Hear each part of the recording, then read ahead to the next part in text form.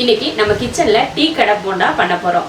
Tea கடைகள்ல எல்லாம் சுவையா இருக்கக்கூடிய ஒரு போண்டா தான் இது. அது எப்படி நம்ம வீட்ல பண்ணலாம் அதே சுவையோட அப்படின்றத தான் பார்க்க போறோம். 3 பெரிய வெங்காயத்தை சின்னதா கட் பண்ணி எடுத்துருக்கேன். 2 பச்சை மிளகாய். மிளகாய் வந்து நம்ம காரத்தை பொறுத்து சேர்த்துக்கலாம். மல்லித்தலை, கருவேப்பிலையை பொடியாக கட் பண்ணியிருக்கேன், அதையும் சேர்த்துக்கலாம். ஒரு அரை ஸ்பூன் மிளகாத்தூள் சேர்த்துக்கலாம். கொஞ்சம் பெருங்காயத்தூள், கொஞ்சம் சோடாப்பு, அப்போ தான் சாஃப்டாக வரும் அப்படின்றதுக்காக தான் சோடாப்பு கொஞ்சம். அப்புறம் கடலை மாவு சேர்த்துடலாம்.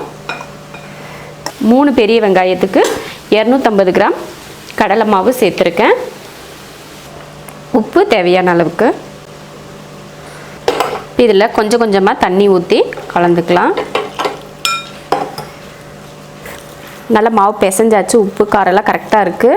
நம்ம கையில் இப்படி எடுத்தால் இப்படி உருண்டை பிடிக்கிற அளவுக்கு மாவு இருக்கணும். அந்த பக்குவத்துக்கு மாவு பிசைஞ்சிக்கிட்டால் போதும். ரொம்ப தண்ணியாகவும் கலக்கக்கூடாது, ரொம்ப கெட்டியாகவும் கலக்கக்கூடாது. இந்த கொஞ்சம் நெழுகலாக இருக்கணும், அந்த அளவுக்கு கலந்துக்கிட்டால் போதும்.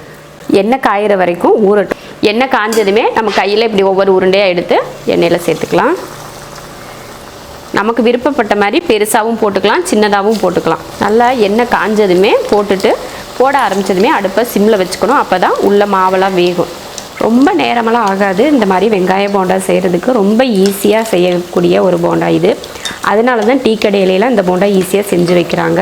ரொம்ப ருசியாகவும் இருக்கும் இந்த போண்டா. வந்து கொஞ்சம் பொறுமையாக தான் வேகும். ஏன்னா உருண்டையாக போட்டிருக்கோம் இல்லையா, கொஞ்சம் மாவு உள்ளே வேகிறதுக்கு கொஞ்சம் சிம்மில் வச்சுருந்தோம்னா பொறுமையாக வெந்துக்கும். ஹை ஃப்ளேமில் வச்சிங்கன்னா மேலையெல்லாம் கருகிட்டு உள்ளே மட்டும் மாவு அப்படியே வேகாமல் இருக்கும். அதனால் சிம்லையே வச்சு வேக வச்சு எடுத்துக்கலாம்.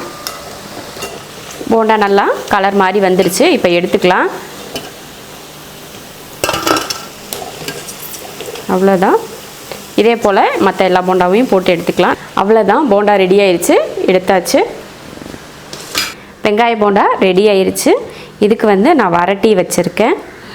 நீங்களும் இது போல் டீ வச்சு போண்டா செஞ்சு சாப்பிட்டிங்கன்னா ரொம்ப நல்லாயிருக்கும். நீங்களும் இது போல் ட்ரை பண்ணி பாருங்கள். ரொம்ப ஈஸி. ஒரு 10 நிமிஷத்தில் செஞ்சு முடிச்சிடலாம். அவ்வளோ ஈஸி. நீங்களும் இது போல் ட்ரை பண்ணி பார்த்துட்டு சொல்லுங்கள். பிடிச்சிருந்தா லைக் பண்ணுங்கள். மற்றவங்களும் பார்க்கணுன்னு நினச்சிங்கன்னா ஷேர் பண்ணுங்கள். மறக்காமல் நம்ம ஷெரின்ஸ் கிச்சன் சேனலுக்கு சப்ஸ்கிரைப் பண்ணிவிட்டு பக்கத்தில் இருக்க பெல் பட்டனை ப்ரெஸ் பண்ணுங்கள்.